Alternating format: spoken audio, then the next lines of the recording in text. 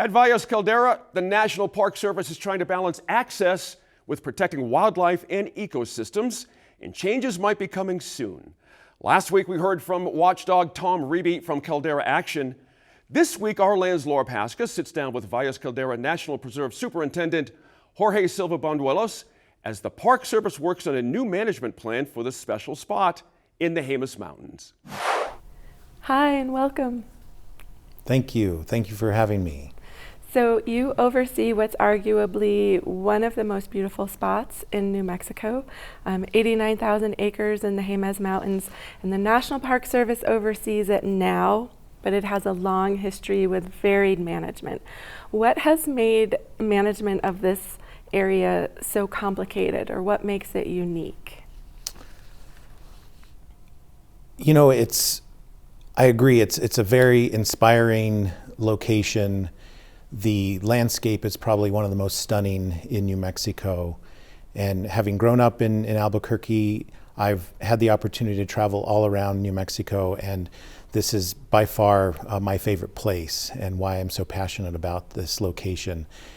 It has a really interesting history, dating back into the 19th century, when in about 1860 it became a private land holding, and it's been under kind of dispute over how it's managed ever since. The National Park Service first tried to acquire Valles Caldera in 1898, and over the century they tried multiple times, and it wasn't until 2015 or 2014 that occurred. But over that time, I think there's been a lot of different interests, whether from private ranch landowners to different federal agencies interested in it, to state governments interested in managing it, to tribal entities interested in owning and managing it. So I think that just, for me, that tends to indicate how special it is that so many people are interested in making sure that the long-term future is protected for it. Back when the federal government was getting ready to buy the private ranch, I was pretty excited because I had, kind of peered into those lands for a long time. And I have to admit, I still am not quite sure. And I'm like pretty savvy about public lands and recreation. I'm still not quite sure like what my opportunities are for doing cool things at Valles Caldera. Well, I think the park website is probably the first place to look at what all we offer currently, given those limitations with infrastructure and services.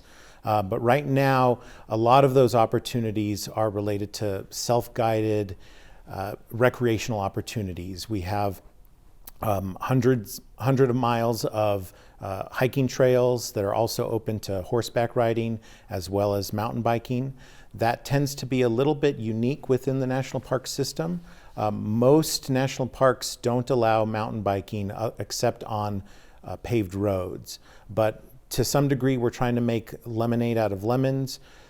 The private land use history is chock full of examples of exploitation of this landscape. We have over 1,000 miles of logging roads from the 20th century.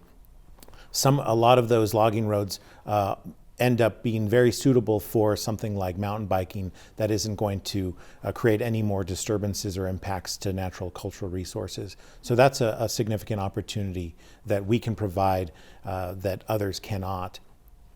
We also have other opportunities with our interpretive programming. We're starting to build that up where we're providing ranger-led talks and walks, as well as more non-personal exhibits out in the landscape to share why this place is more than just a pretty landscape, but has deep historical roots in New Mexico, why it's an incredibly sacred and ceremonial importance to numerous American Indian tribes and pueblos. And those are things that we also have to keep in mind as we're developing recreational opportunities, that we're balancing the preservation of those values.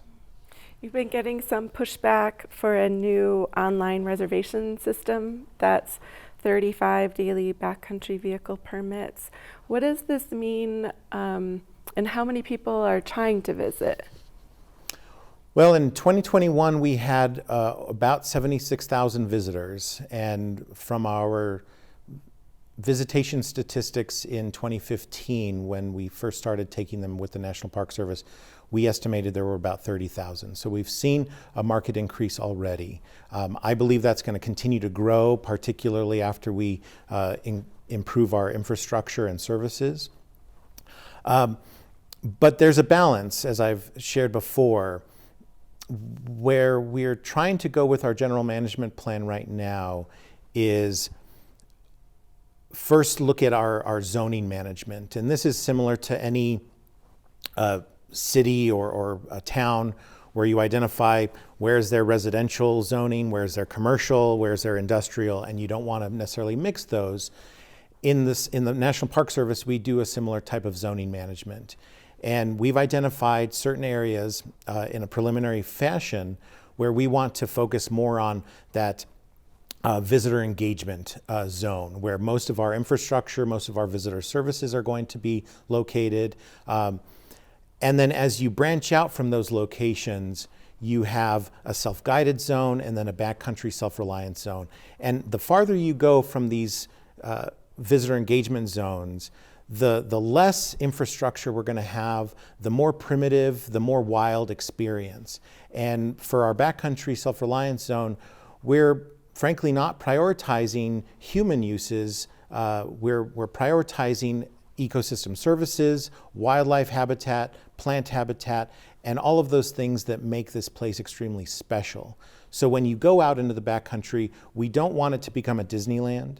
We've heard many, many times over the years, this place is so special, we don't want it to be loved to death. And so that's where we're trying to focus more of our visitation in our front country, where we can have more infrastructure, concentrate visitors, concentrate any impacts that those visitors may have, and leave the vast majority of the preserve in a more primitive wild state. So when it comes to our backcountry vehicle pass, we wanted to move it onto online reservation service. So whether you're coming from Albuquerque or Anchorage, Alaska, you have the same ability to reserve an opportunity to have that backcountry experience. And that also goes towards that national park experience, that if you're coming from out of state or even internationally, that you can find these opportunities and have equitable access to take advantage of them. In terms of the 35 limit, that's a legacy from the prior federal agency managing the preserve. In our general management plan, one other aspect that we're going to be working on is overall carrying capacity. Again, grounded in that zoning management. That 35 may change, it may go up, it may stay the same. We haven't gotten that far yet in our general management planning process yet, but where we're going to try to make those decisions will be based on one, safety of visitors. Right now, that backcountry road is a one-lane dirt road, so it doesn't have a lot of carrying capacity as it stands. But also, what are the values that we're trying to maintain? What are those future desired conditions that we want to maintain in the backcountry? And not making this a paved road where all of our visitors can drive back there. That would change the feeling and experience of our backcountry significantly. And from what I've gathered from our public scoping and civic engagement, as well as tribal engagement, I get the distinct impression that people want to preserve those values in the backcountry. And so it'll be a function of finding that right balance of how many visitors can we sustain in the backcountry while maintaining those values.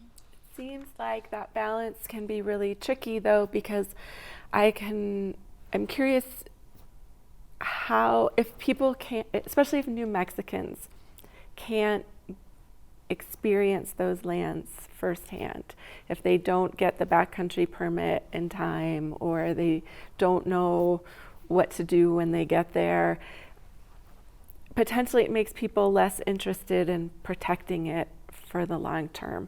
So I'm curious how the Park Service can balance that, because it really does seem like people want to get in there because we love our public lands. So how do you balance that? Yeah. Well, there's two things. One, in this process, we're trying to expand how far visitors can go in their vehicles without any sort of permit or pass in the first place. And for the longest time, when it was a private ranch, that access was limited to New Mexico State Route 4 on the south side of the Valle Grande.